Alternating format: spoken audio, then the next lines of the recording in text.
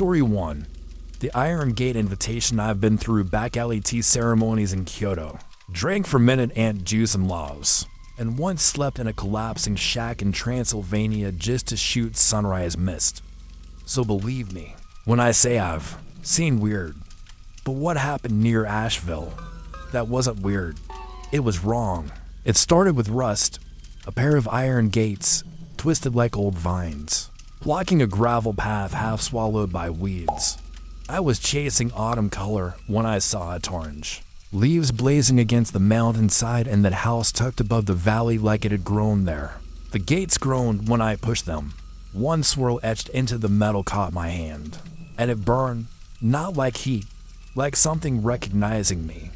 I followed the path up to the house, expecting the usual quaint charm you find in these mountain homes, maybe a porch swing, some hand-carved wood. But the place had no windows facing the road, just blank walls. Moss grew up the siding like the house had stopped breathing years ago. A motion light flickered when I got close, but didn't stay on.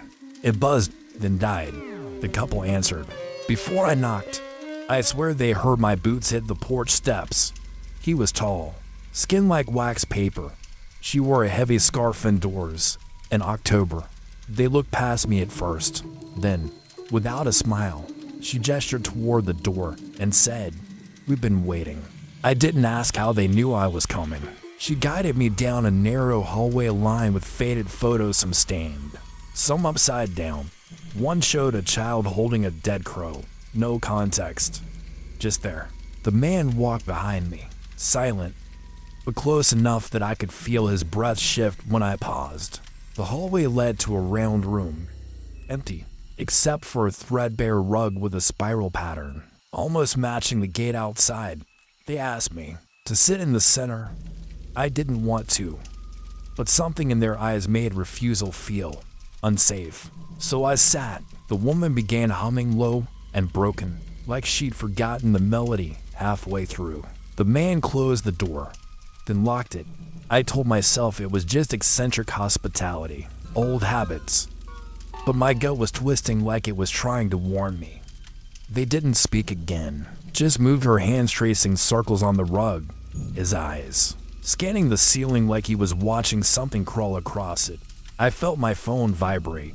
One notification from my weather app, red sky alert. That's not a thing. I tried to stand, but my knees buckled like I'd been sitting for hours. The room smelled sweet, not like sugar, like something rotting, pretending to be candy. She placed a hand on my shoulder, gently, but it felt cold, not skin cold, metal, cold. I looked up and noticed the spiral beneath me wasn't printed, it had been scratched into the floor. Deep, angry gouges. I reached for my camera. It wouldn't turn on. Then the humming stopped, and everything got louder. The clock, the air, my heart. The woman tilted her head like she was listening to something, just behind my ear. Then she whispered, "It likes when you're afraid." I flinched because I hadn't said anything out loud. The rug began to shift beneath me, not physically, visually, like the spiral was moving, drawing me inward. I shut my eyes and counted seconds. 5, 10. Then I felt a breath against my cheek, but no one was close. I opened my eyes. They were both gone. Only the spiral remained. My legs moved before my brain did. I slammed into the door, twisted the lock, nothing. I pounded until the hinges rattled. Then I heard it from behind me. A scraping sound, slow, repeating. I turned and saw a small, black mark growing in the center of the spiral, widening like spilled ink, and I swear, something blinked from inside it. The mark kept expanding, slow and deliberate, like it wasn't growing, but reaching. I backed into the door, clawing at the lock. My fingers were shaking so hard I nearly dropped the handle. The air in the room felt heavier, charged like the static right before lightning.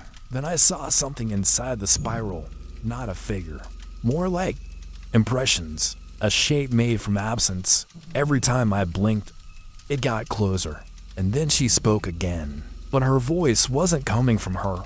It echoed from the spiral. "I told you, it likes when you're afraid." I fell, My face hit the floor. I felt the wood scrape my cheek, but not the pain. Only the cold. That metallic cold. I crawled toward the door, half sobbing, half praying. And as I reached the threshold, I looked back. There were now 3 figures standing in the spiral, and none of them were the couple. I didn't scream. I wanted to, but it felt like sound couldn't exist in that room anymore. One of the figures leaned forward, not step lean, like its body didn't care about angles or bones. I scrambled back, but the spiral kept growing, like it was dragging the shadows out of the corners. And then I saw the couple again, outside the door, watching, smiling. But something in their eyes had changed, emptier, hungrier. I begged them to open it. I banged and clawed at the wood, but they didn't move, just smiled. I turned back to the spiral, now pulsing, breathing. One of the figures raised an arm, and it mirrored my own. Every movement, I raised my other arm. So did it. My thoughts weren't my own anymore. I felt something inside me shift, like it wasn't just seeing me, but trying to replace me. I don't know if I left that room. I remember falling. I remember waking up on the gravel path at sunset. No spiral, no couple, no house. Just blood on my hands and a small burn mark on my palm, shaped like the gate. And now every night at 3:17 I wake up to a notification. Red sky alert. Spiral forming. If anyone's ever felt like something's mirroring you, even for a second, please tell me I'm not alone. Story 2. Whispers through the teacup. I should have just dropped off the chairs and left. That was the plan. In and out. But when the old man, thin, stiff like the furniture we were delivering, invited me in for tea, my coworker nudged me and whispered, just say yes. It'll be weird if you don't. Weird already felt built into this place. The lodge was tucked into the trees like something it didn't want found. Everything was quiet. No birds, no wind, just waiting. I joked that the forest had a hangover. No one laughed. Inside, the air smelled like dust and dried herbs. Tea was served in antique porcelain cups, fragile, hand-painted, expensive looking.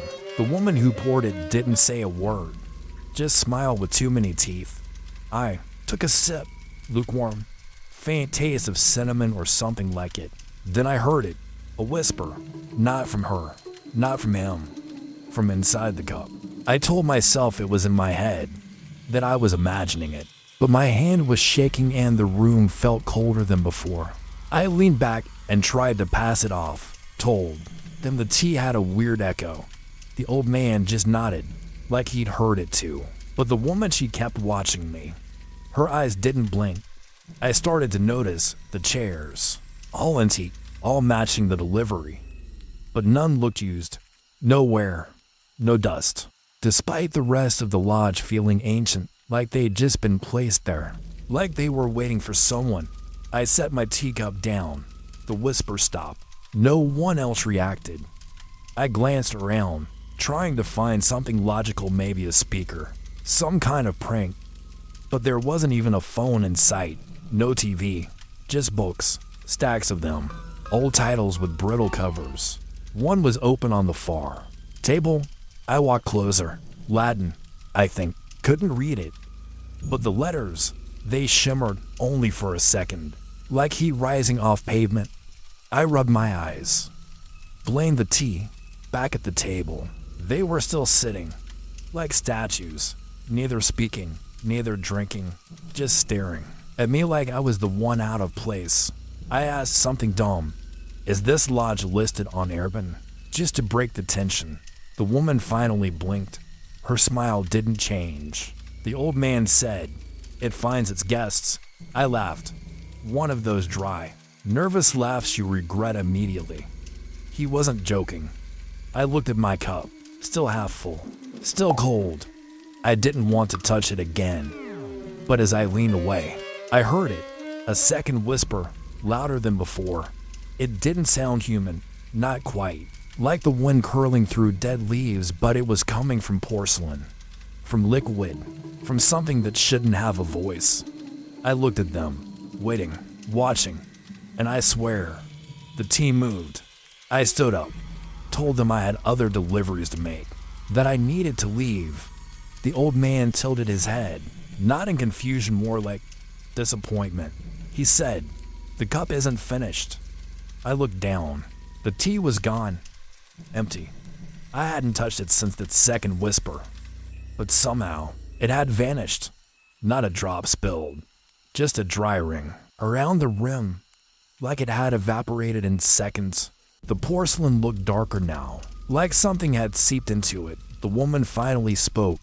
"It wants to tell you." Her voice was hoarse, not age-abused, like she hadn't used it in years. I froze. Something pressed against my chest, like the air wasn't air anymore, like I was breathing in static. I backed toward the door. The books on the shelf, some had fallen over. Others looked rearranged. One was turned completely backward. I didn't hear anything move, but the room had changed. I reached for the door handle, cold, ice cold, the kind of cold that burns. I jerked my hand back and turned to demand an explanation, but they were gone. No sound. No footsteps. Just empty chairs and the cup back on the table, full again. Steam rising. I didn't move. My pulse was hammering in my ears. And the whisper came again. This time, it spoke a word. I'm not going to write it here. I won't even say it out loud. But it knew my name. I felt something behind me. Not breath. Not weight. Just the awareness that I wasn't alone. I turned slowly. Nothing there. But the wallpaper had shifted. Faded vines now curled into shapes tight. Tangled symbols that hadn't been there before. I backed into a chair. The cushion hissed. Yes, hissed. Like air escaping from somewhere deep inside it. I wanted to scream. Instead, I sat down. The cup was in front of me again, full. The steam curled up, slow and deliberate. I stared into it. My reflection was gone. In its place, shadows. Not distinct, not formed. Just movement. The whisper grew louder, crawling under my skin. I grabbed the cup, intending to smash it, but my fingers wouldn't close. They trembled. Then the voice. It laughed. Not cruel, not mocking, just inevitable. The kind of laugh that tells you, you were always meant to sit here. I don't remember leaving. I don't remember driving back. My coworker says I was gone for 10 minutes. But I know I was in that lodge 4 hours, maybe days. Sometimes I wake up tasting cinnamon, even though I haven't had tea since. And last night, someone left a porcelain cup on my windowsill, still warm. I don't know what's happening. I don't even know if any of this is real. But please, if anyone's ever heard something inside a cup, tell me. I just need to. No, I'm not the only one. Story 3. Old symbols and fog. The house on Hemlock Drive always sat a little too still. Not quiet like the others, where wind nudged shutters and dogs barked faintly through fences. No, this place was hushed in a way that felt intentional. I've been delivering mail for 9 years, and in all that time, not once had I brought anything to that address. Neighbors said it had been empty since '83. But last Tuesday, a single envelope was in my bag. No return address, just the name empty Belgrave scrawled in looping script. I remember laughing to myself, thinking someone was playing games. When I reached the gate, I hesitated. The iron bars were covered in rust, but beneath the decay, strange markings peeked through, symbols etched deep into the metal. I didn't recognize any of them, but one notched the corner of the envelope. Before I could think too hard about it, the gate creaked open. A woman stood in the doorway, wrapped in a moss-colored shawl. She smiled without showing teeth. "Tea's fresh," she said softly, turning before I could answer. I followed. I don't know why. I just did. Inside, the house smelled like dried herbs and old newspapers. The walls were lined with crooked frames. Some held faded portraits, others just paper covered in more symbols. I kept glancing back toward the door, expecting to see it ajar. It wasn't. The woman glided into the kitchen without a sound. I should have said something, made an excuse to leave. but my mouth felt dry, my limbs heavy. When she returned, she handed me a porcelain teacup, chipped on one side. "It's good for clarity," she murmured. Her eyes didn't blink. I sipped the tea. It was bitter, metallic, the kind of taste you don't forget. That's when I noticed the window behind her. Outside, the fog was thicker now, like white moss crawling over the glass, and just barely visible through it, behind the gate, were figures, motionless, watching. I tried to ask who they were, but my tongue was slow, like it had forgotten how to move. She didn't answer, just stared at me, not with concern, not with kindness, like she was waiting for something to happen. I tried to stand, I swear I did, but my legs didn't feel like mine. The weight in my chest pressed down, like something was inside me, waiting to spread. She moved again, that moss-colored shawl dragging softly across the floorboards, and placed the envelope on a desk by the fireplace. The desk hadn't been there when I came in. I'm sure of it. The flames crackled, but gave no heat. I stared at the symbols burned into the envelope, each one curling like smoke and possibly shifting. Then came the sound, faint, like humming, low and uneven, coming from the hallway I hadn't noticed before. The woman didn't react. She just pressed her fingers together and whispered something. I couldn't hear the words, but they made the air feel thicker. That's the only way I can describe it, like breathing through wool. My ears buzzed. My fingers tingled. And outside, beyond the fog, the figures were closer now. I could see outlines. Hands' faces blurred like smeared ink. I kept staring at the figures in the fog, trying to count them. I saw 6, then 7, then none.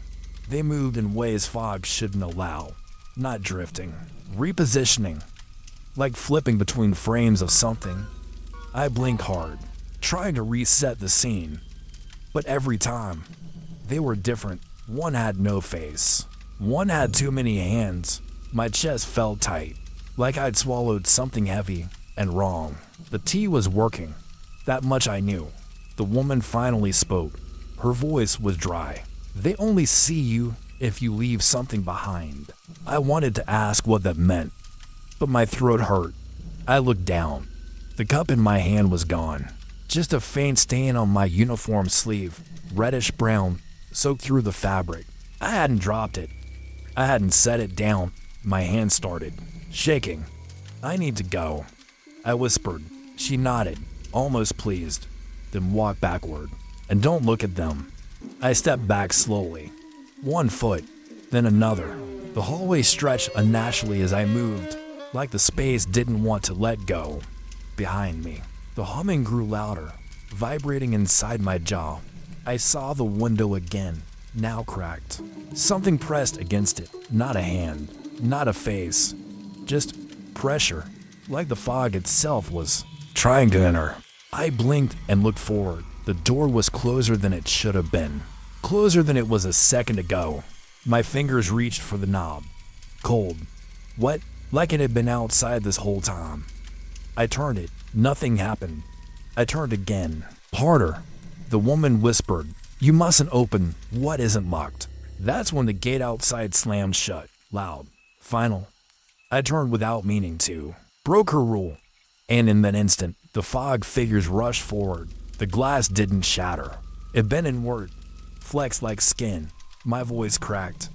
I didn't scream. I just said, "Please." I don't remember getting out. I don't remember walking back through the fog. But I woke up in my truck engine running. Fingers clenched so tight around the steering wheel I couldn't feel my nails. The envelope was gone. The woman, gone. But the stain is still there, dried, into the fabric, dark as rust. I went back the next day. There's no gate, no house, just tall grass and an old stone post. I asked around. No one's heard of Emmy Belgrave. My supervisor checked the route history. No delivery ever logged to Hemlock Drive. But I know what I saw. I know what I felt. And the worst part, last night, another envelope appeared in my bag. Same symbols, no address, no name. Just that same whisper in my head. Walking backward, Don't look at them. I haven't slept. I keep seeing the fog press against glass, bending inward like skin. I don't care if you believe me. I just need to know. Has anyone else delivered something they shouldn't have? Please, tell me I'm not the only one. Story 4. A seat at the edge. I never thought the worst sound I'd hear in California would be buzzing, not sirens, not traffic, not silence, just a low, endless hum, like something alive, gathering just out of sight. I was there to interview Rhea Calhoun, sculptor, painter, recluse. Her work had blown up after someone discovered her stone figures buried in Griffith Park, half-melted faces, limbs twisted as if they'd been resisting the granite itself. She never gave interviews, but her assistant responded to my podcast email in less than 5 minutes. Said I should come before dusk. The drive up Topanga Canyon was winding, quiet to quiet. I kept checking the signal on my phone, watching it flicker down to 1 bar. GPS froze for 5 minutes near a turnout. When it came back, the map had shifted, like it wanted me to take a different route. I didn't. The assistant met me at the front gate, barefoot. She didn't say her name, just smiled and motioned for me to follow.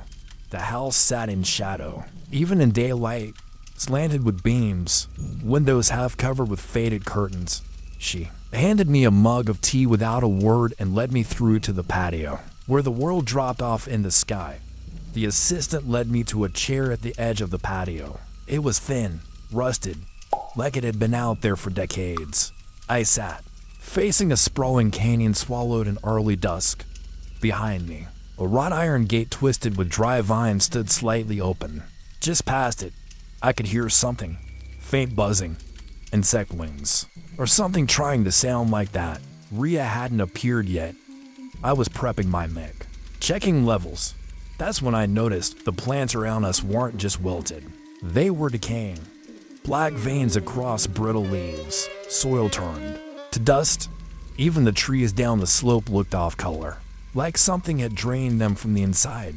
Yet the assistant sipped her tea calmly, eyes fixed on the horizon, like nothing was wrong. I asked if Rhea was coming. The assistant paused. Her lips moved, but no sound came out, just the buzzing, louder now. She turned toward the gate, staring like she was waiting for something. I followed her gaze. Through the vines, something shimmered in the air beyond the gate, like heat waves or wings. I stood up, mic still in hand. Is that some kind of installation? I asked, trying to sound casual. She didn't respond. Her hands were trembling. That's when I noticed her feet, caked with dirt, streaked with red, not fresh as stain. She stepped toward the gate, and without turning, said one thing. It always needs someone new. I didn't move, just stared at the gate. The buzzing grew louder, layered, like something was copying the sound of bees, but didn't know how they worked. I stepped back. I think I should go, I said. My voice came out shaky. Then, the assistant didn't respond. Her body was rigid, eyes wide now. The gate creaked open farther, without anyone touching it. A gust of heat hit my face, like breath, not air, breath. The buzzing twisted into a rhythm, pulsing. My mic picked it up and flared into feedback, shrieking so loud I dropped it. That's when I saw it. Past the gate, the canyon looked warped, like the ground folded in on itself, rippling in waves. And there, right at the edge, was a chair, just like mine, empty, waiting. I turned to leave, but the assistant was gone. Her teacup lay shattered near the door. I called out, my voice cracking. No answer, just the buzzing, now behind me and under me. I looked down. Beneath the patio floorboards, something moved, something shifting against the wood, like dozens of small things writhing in tandem. I ran through the house, down the path. My phone screen flickered, black, then static. I didn't look back until I hit the car. And even then, I wished I hadn't. The gate was wide open, and that rusted chair at the edge, the one I'd been sitting in, it was gone. Just gone. But another chair had appeared where none had been before, empty. facing my direction, like it was waiting. If anyone's ever been to that canyon, if you've heard the buzzing, felt the heat, seen the chairs, please say something. I don't want to go back, but I'm scared it might come find me. Let me know if you'd like a Portuguese version, visual assets, or voice formatting, or if you're ready for the next story, story 5. Still faces at the table I knew from the start of this internship. Would be weird, the venue was a crumbling estate on the edge of town, the kind that looked abandoned even when lit up for events. I was mostly washing silverware in the back, invisible to everyone except the stern floor manager who spoke in clipped syllables and never blinked. But that night, something changed. When I was called to bring tea to the east parlor, it felt off. The hallway was colder. The wallpaper had bubbled, like it was breathing. Inside, the long table was set for 13. Each place had porcelain so fine it almost shimmered, and untouched food that smelled oddly fresh. Every chair was occupied, but no one moved. No chewing, no sipping, just faces, still as mannequins. I kept my eyes down, ready to retreat. But then she said it, clear and polite, like a grandmother inviting you in from the rain. Please, sit with us. I don't know why I listened. My legs moved on their own. I didn't touch the tea. My hand stayed curled in my lap, stiff, like the strangers across from me. They didn't blink, didn't breathe, just stared, each gaze subtly misaligned, like their eyes weren't looking at me, but through me. The air tasted thick with rose and iron. I remember swallowing hard, trying to steady my breath. A dull tick echoed from somewhere behind. The walls, like an old clock choking on each second. Then I spotted it, the fireplace. Massive and soot streaked, with a rusted iron arch built above it. That arch wasn't just decorative. Welded into its frame were symbols, intricate, curled shapes like script from a forgotten alphabet. Under each one, a name, sharp and etched deep. I counted 6, then 8, then 12. My pulse started thumping in my ears. At the bottom center of the arch, next to a faded carving that looked newer than the rest, was my name. First and last, no mistake. I flinched back, the chair creaked beneath me, and then one of them turned their head. He didn't speak, just twisted his neck toward me, slow, deliberate, until his face faced mine fully. His mouth hung slightly open, lips dry and pale, like he'd forgotten how to close them. I couldn't tell if he was breathing. The others stayed still, frozen. But now I saw it, his eyes. They weren't looking at me. They were looking beyond me. I turned to glance behind, and nothing was there. Just the parlor wall, lined with dusty portraits that hadn't been there before. One frame showed a girl who looked unsettlingly familiar. Brown waves of hair. That same mole beneath the jaw. The painting had a date carved into the bottom. 3 years ahead of today. My stomach clenched. I rose from the chair. I had to leave, but my feet wouldn't move. They felt planted. I looked down. The carpet around my shoes had changed. Its pattern matched the symbols. On the arch, I heard porcelain clink softly. One of the untouched cups was now steaming. I reached down, tried to peel my shoes off the carpet. They didn't budge. The fibers had curled over the soles like roots. I yanked harder. Nothing. I looked back at the woman who'd spoken earlier, but she was gone. Her chair sat vacant, teacup still steaming. A faint sound whispered from the fireplace. Not fire, but a whisper. Not one voice, but many. I leaned forward slowly, hoping I'd misheard. But then I saw it. Behind the iron arch, something moved. It was the air itself, bending, stretching, like something was pushing through. I backed away, dragging the chair with me. The others didn't react, not even a blink. But their faces had changed. Their mouths opened just a little wider. Their eyes now glistened, moist. The one closest to me turned slightly, exposing a deep crack along his jaw, like porcelain split down the center. That's when I felt it, not a touch, but pressure against my back. I spun around fast. But the pressure was gone. No one behind me. Just the fireplace. Just the arch. I wasn't breathing properly. Now every inhale scraped. I felt heat behind my eyes. The silence in the room changed. It wasn't quiet anymore. It was listening. I looked down again. My name, still etched in iron. But now, something had been scratched below it. Same symbol, repeated over and over. I leaned closer and saw the faint outline of a handprint. The porcelain man at the end of the table blinked. Just once, his pupils shrank. Like he could see me now. I turned, ready to scream. But my voice caught. The cracked one began rising, slow, jerky, like a puppet hoisted by strings. His joints didn't bend right.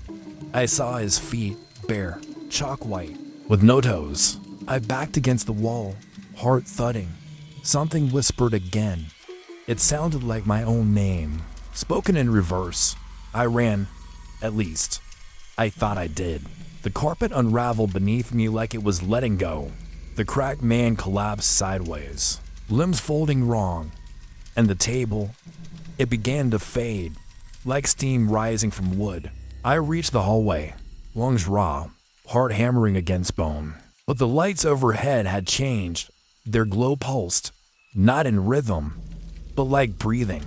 I turned one last time to see the parlor, empty, except for the fireplace, the arch, and my name. Still there, still glowing faintly. I didn't tell anyone. I didn't go back. But tonight, the tea set appeared in my kitchen. Same pattern, same porcelain, no explanation. And I swear, I heard the clink of a cup being lifted, even though I was alone. If anyone's ever seen their name carved in a place they shouldn't be, please tell me I'm not the only one.